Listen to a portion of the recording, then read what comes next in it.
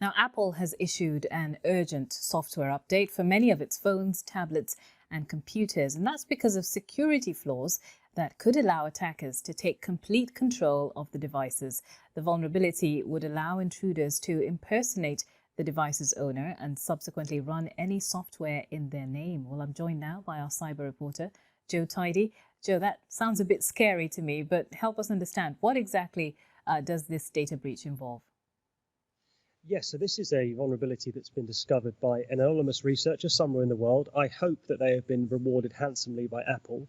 And they discovered that if you do this, and this, then you can basically get access to any of these Apple devices that you mentioned there. It affects anything Apple iPhone 6 and onwards in terms of phones, plus iPod Touch and iPads, and then some Macs that run the Monterey iOS platform.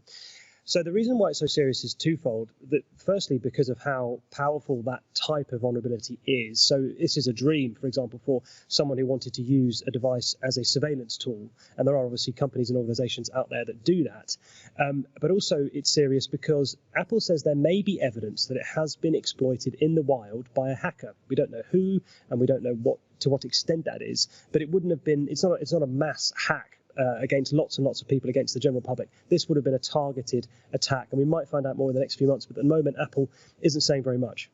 Right. And Joe, how significant is this, that this vulnerability was found not by Apple, but as you said, essentially a group of people somewhere?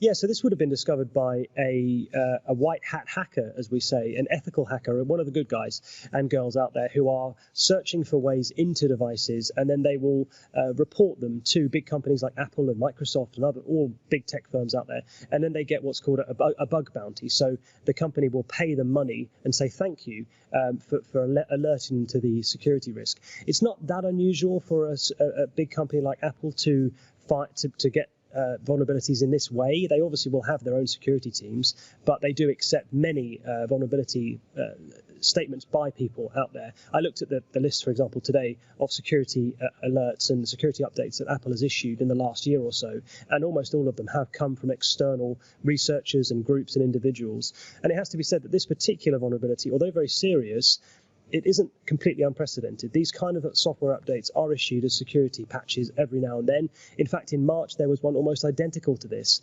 and that was sort of released with no fanfare. I think it might have been a viral tweet that went a bit crazy last night on Twitter, which may have made this really mainstream news. It is serious, but it's nothing to panic about. And how do you know if you've got this malware on your phone?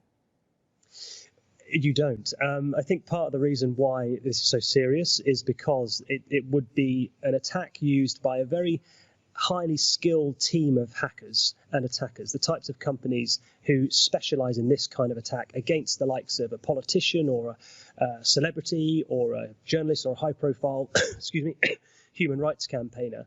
And they may have already entered people's phones, and they may already be doing what they need